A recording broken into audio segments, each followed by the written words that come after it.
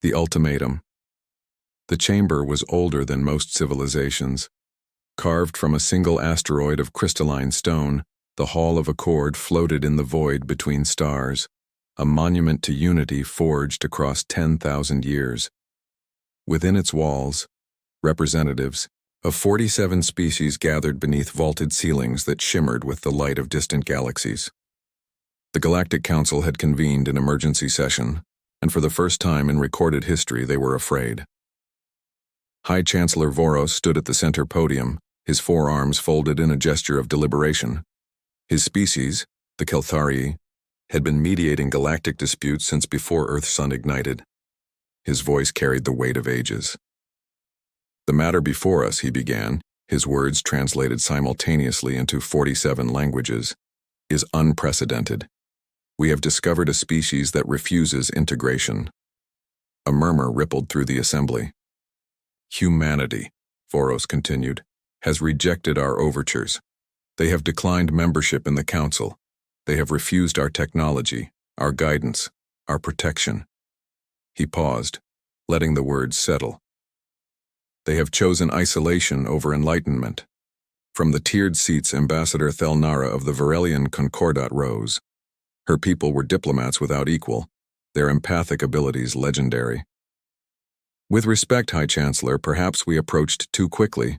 Humans are young, barely 3 centuries into space travel. They may simply need time to understand the benefits of—" "They understand perfectly," interrupted General Kravoth, his reptilian features twisted in frustration. "The Draken warlord's reputation was built on conquest and submission. I reviewed their response personally. It was not confusion, Ambassador. It was defiance." The chamber fell silent. Voros gestured, and a holographic display materialized above the podium. It showed a simple message, transmitted from Earth's United Colonial Authority. The text appeared, in precise, unadorned characters. "We have heard your offer. We decline." That was all. No explanation, no negotiation, no fear. Just 6 words that echoed across the galaxy like a challenge. "They mock us," Kravoth growled. "A species that has barely left its own solar system dares to reject the Galactic Council. This cannot stand." "It already has stood," said Scholar Enem, the insectoid representative of the Hive Collective. Her compound eyes gleamed with curiosity rather than anger. "The question is not whether we allow their refusal. The question is why they refused at all." "Because they are primitive," Kravoth snapped. "Because they do not comprehend the danger they face by remaining outside Council protection. Pirates, slavers, the Void Wraiths, any of a dozen threats could annihilate them before—" "And yet they chose freedom over safety," Scholar Enem observed. "That is not stupidity, General. That is principle." Voros raised a hand for silence. "The Council has operated on a simple premise for millennia. Integration benefits all. Every species that has joined has prospered. Every species that has resisted has eventually submitted, or been destroyed." His gaze swept the chamber. "Humanity presents us with a dilemma. We cannot allow them to remain outside our structure. It sets a dangerous precedent." Ambassador Thelnara stepped forward. "Then let me return to Earth. Let me speak with their leaders face to face. Surely, we have already sent 3 delegations," Voros said quietly. "Each time the humans listened politely. Each time they declined. They are not ignorant of our power, Ambassador. They simply do not care." The words hung in the air like a death sentence. "Then we issue an ultimatum," Kravoth declared. "Join the Council or face the consequences of your isolation. If they will not accept protection, they will accept subjugation." "That would be war," Thelnara said, her voice trembling. "Against a species we know almost nothing about." Kravoth's laugh was harsh. "What is there to know? They have no shield technology, no quantum drives. Their weapons are kinetic slugs and chemical propellants. We could blockade their entire solar system with a single battle group." "And yet," Scholar Enem said softly, "they said no." The chamber descended into heated debate. Some argued for patience, others demanded immediate action. But beneath the arguments lay a current of unease that no one wanted to name aloud. Humanity had done something no species had done in 10,000 years. They had looked at the might of the Galactic Council, at its fleets, its technology, its vast coalition of civilizations, and they had simply said no. Not with fear, not with anger, not with desperation, with silence. After hours of deliberation, Voros called for a vote. The result was narrow but decisive. The Council would send one final delegation to Earth, one final offer of membership, and if humanity refused again, the Council would act. The message was prepared with all the formality and gravitas the situation demanded. It was transmitted across the void, carried by quantum relay to the edge of Earth's solar system, then beamed directly to the United Colonial Authority headquarters on Luna. The text was clear: join the Galactic Council, or accept that your independence will not be tolerated. You have 30 cycles to decide. Choose wisely. The transmission was sent, and the Council waited. On Luna, in a conference room overlooking the cratered surface, the human delegation read the ultimatum in silence. Secretary General Victoria Chen set down the datapad and looked at her assembled advisors. Military commanders, scientists, diplomats, each face reflected the weight of the moment. Well, Chen said quietly, they finally showed their hand. Admiral Marcus Webb leaned back in his chair. They're threatening us. After all the pretty words about unity and cooperation, they're threatening us. They're afraid, said Dr. Amara Okoye, the xenobiologist who had been present at the first Council contact. That message isn't confidence, it's desperation.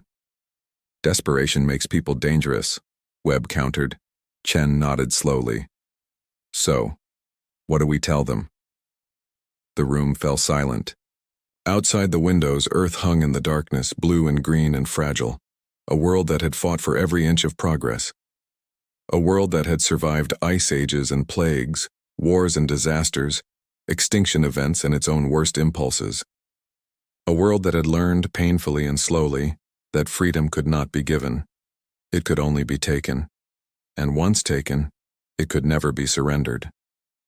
We tell them, Chen said finally, the same thing we told them before. She reached for the transmission console and typed 6 words. The silence. The response arrived within hours. In the Hall of Accord, the assembled representatives stared at the holographic display in stunned disbelief. Some had expected defiance, others had hoped for capitulation. But what they received was something else entirely.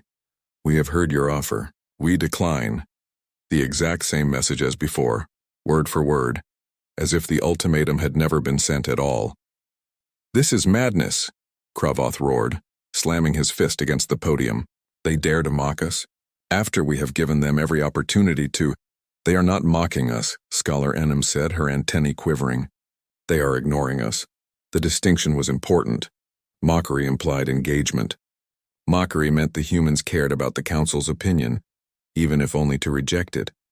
But this was different. This was dismissal, as if the Council's threats carried no more weight than background static. Ambassador Thelnara's empathic senses were overwhelmed. She could feel the emotions radiating from her fellow delegates: confusion, anger, fear, and beneath it all, something unprecedented: doubt. High Chancellor, she said carefully, I must ask again, what do we truly know about humanity? Voros pulled up the intelligence files. They are a young species, approximately 200,000 years old. They achieved spaceflight 300 years ago. Their technology is primitive by our standards. Their social structure is fragmented, over 200 nations on their homeworld alone, though they have achieved a unified colonial administration. They are aggressive, territorial, prone to internal conflict. And yet, Thelnara pressed, they unified enough to give us a single answer. Every delegation we sent received the same response, approved by the same authority. For a species we describe as fragmented, they are remarkably coordinated when it matters. What are you suggesting? Voros asked.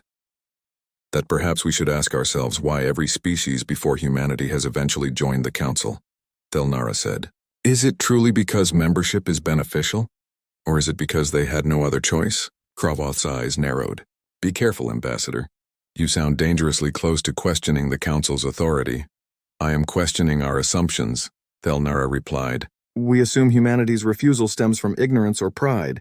But what if it stems from something else? What if they see something in our offer that we do not? Scholar Enum's compound eyes gleamed. Continue. The Council promises protection, Thelnara said slowly. But what does that protection cost? Every member species contributes resources, technology, personnel. They integrate their defense networks with ours. Their economies become interdependent. Their sovereignty becomes negotiable. That is not subjugation, Voros said. That is cooperation. Is it? Thelnara looked around the chamber. When was the last time a member species pursued a policy the Council opposed? The silence that followed was deafening. This is sedition, Kravoth snarled. You would defend these primitives at the expense of— I defend nothing, Thelnara interrupted. I merely observe that humanity has done what none of us could. They looked at the system we have built, and they chose to remain outside it. Not because they are ignorant, but because they are willing to pay the price of freedom. The price, Kravoth said coldly. Maybe their extinction, perhaps. Thelnara met his gaze without flinching. But it will be their choice. Voros raised his hands. Enough. The Council has voted. The ultimatum has been delivered and rejected. Now we must decide how to proceed. We enforce the ultimatum, Kravoth declared. We send a fleet. Not to destroy, not yet, but to blockade. To demonstrate that isolation is not an option. They will learn that independence without power is meaningless. And if they resist, Scholar Enum asked, then they will learn another lesson, the general replied, one written in fire. The vote was called again. This time the decision was nearly unanimous. A Council battle group would be dispatched to Earth's solar system. It would establish a blockade. It would cut humanity off from the wider galaxy until they accepted the Council's terms.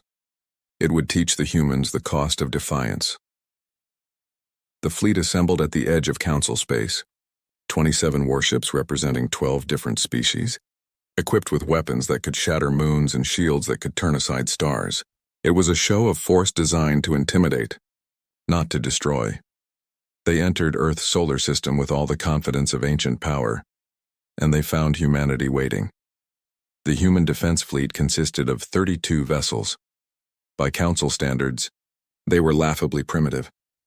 Chemical rockets, kinetic railguns, nuclear warheads, technology the Council had abandoned millennia ago, and yet they formed a perfect defensive perimeter around Earth and its colonies, every ship positioned with mathematical precision. No panic, no hasty scrambling, just quiet, methodical preparation. Admiral Webb stood on the bridge of the indomitable Humanity's flagship. Around him, his crew worked in focused silence. No one was shouting. No one was afraid. They had known this was coming. The Council fleet broadcast on all frequencies.